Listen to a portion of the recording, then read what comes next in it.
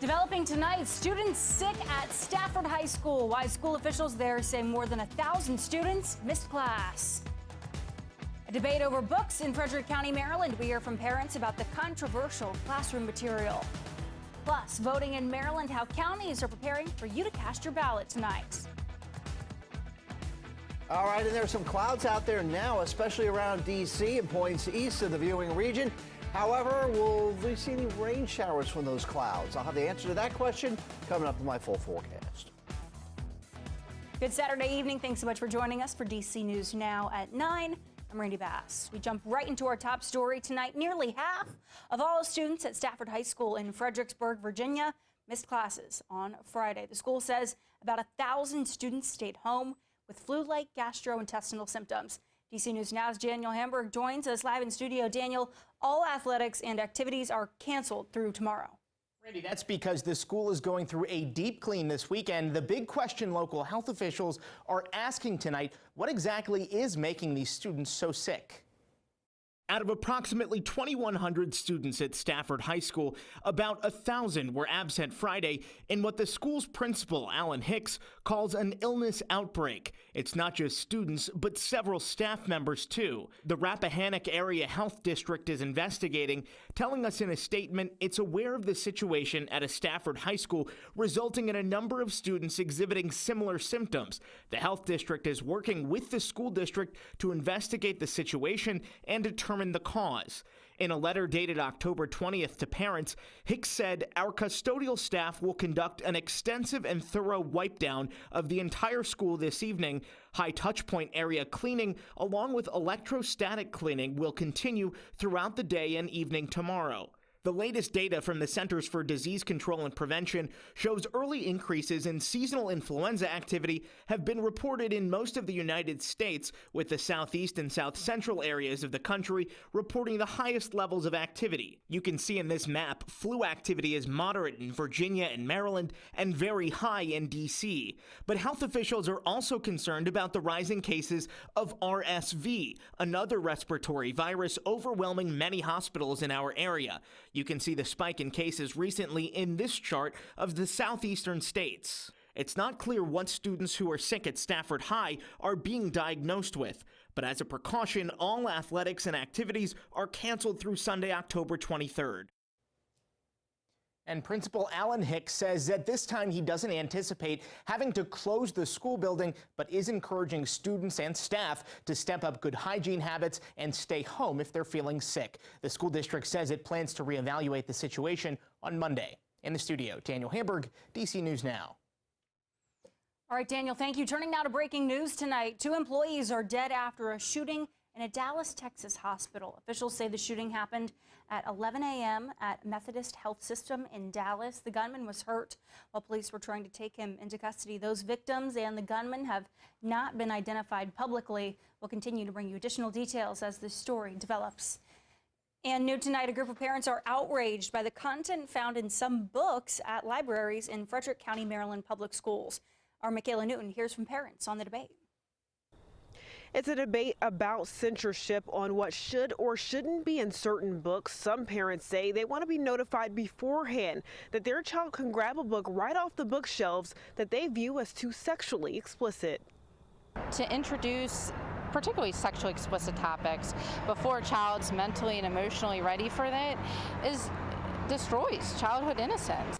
In a recent Board of Education meeting, parents expressed their concerns about 35 books in the Frederick County Schools libraries that they view as explicit. 2 of them are books like Push and Sold. There are too many for it to be a coincidence that we're not uber focusing on sexuality in the schools right now. So my concern is a lot of them are about incest and rape. They glorify sexual abuse. Sue Johnson, the vice president for the FCPS Board of Education, said in a statement, quote, "I look forward to reviewing the current policy governing library and media material selection at our Curriculum and Instruction Committee meeting, which is already on the agenda in December." The moms say they'll continue to fight for this in upcoming school board meetings until these books are removed.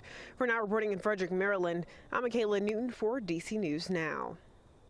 Michaela, thank you. Tonight, remembering a community leader. Funeral services were held today for Kent Carter, the vice president of the NAACP chapter in Arlington, Virginia. He was gunned down in an ambush attack while on vacation in Turks and Caicos. DC News Now's Krista Matino was there as community members gathered to remember him. It's a tragedy that has shaken our community, and today people were able to say their final goodbyes at a service here at Mount Olive Baptist Church in Arlington. Saying goodbye to a father, son, and veteran. Carter was on vacation in Turks and Caicos earlier this month. He was heading back to his hotel when people began shooting into the car he was riding in. The Royal Turks and Caicos Islands police force say the shooting was related to gang activity. 2 persons were murdered, one from the local business and the other being a tourist from the United States. Carter's murder was part of a series of criminal activity in a short span of time. Local leaders today spoke about Carter's character and the role he played in the community. He was a friend, a companion. He was a mentor. He was a leader. He touched lives in ways that no one in this room even knows the extent. The burial ceremony will be held on Thursday, October 27th at East Tennessee State Veterans Cemetery in Knoxville, Tennessee. In Arlington, Krista Matino, DC News Now. New tonight, 2 people are facing charges after police say they pushed a woman off a metro bus in the district.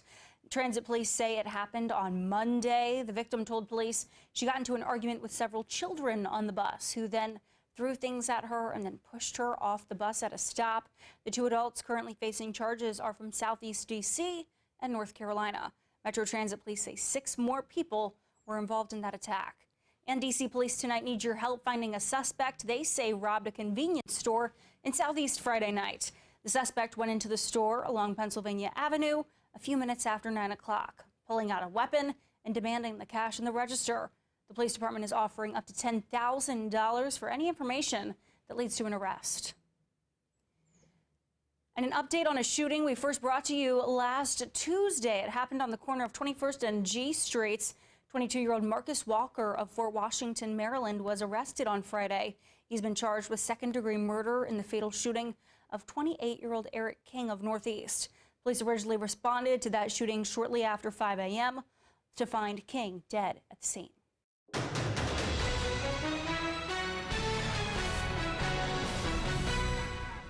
DC News Now is your local election headquarters, looking ahead to those quickly approaching midterms. We're now less than a week away from the day that Marylanders can start to vote early in person in the upcoming election. That means election workers are making last-minute preparations to make sure it all goes well. DC News Now, Skylar Salas has a look at how Western Maryland is getting ready. More than 6,000 mail-in ballots have already been received in both Washington County and Frederick County. And now, with early ballot voting just a week away and Election Day only 3 weeks away, people are getting their voting plan together. I'm already pretty much prepared for the elections. Unlike the primary, election officials won't have to wait until after the polls close to start counting early voting ballots. The general election officials are taking advantage of having a head start on the tabulation process. We feel like we're going to be able to count anywhere from 4,000 to 5,000 mail-in ballots before Election Day. So that's 4,000 to 5,000 that we won't have to count after Election Day.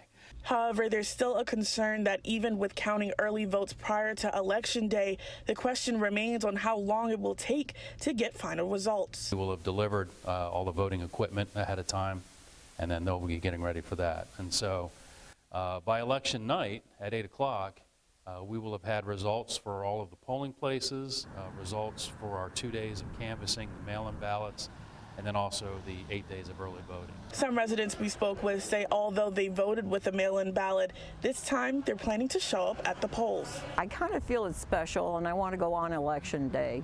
I've done mail-in ballots before. I've done pre-election voting, but now I just want to go ahead and go on that same day. We've had many times where a race was decided by one vote. And so when you think that one person's vote mattered, yeah, it definitely mattered. So every single vote matters. And so we would encourage people to come out and vote. Reporting in Washington County, Skylar Salas with DC News Now. Early voting in Maryland starts on the 27th and ends on November 3rd. Turning now to Virginia, where thousands of voters were sent to the wrong polling locations. According to a tweet from a member of the Fairfax County Board of Supervisors, people living in Herndon, Clifton, and Vienna were sent instructions to go to the wrong address when they vote in the upcoming elections. An official release from the Virginia Department of Elections says that registrars from Prince William and Fairfax counties are in the process of sending the correct notices to affected voters.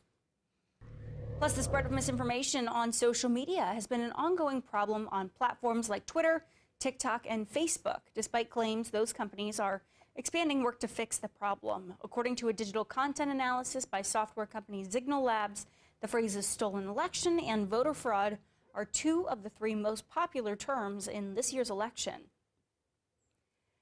And the CDC is announcing tonight that Director Rochelle Walensky has tested positive for COVID-19.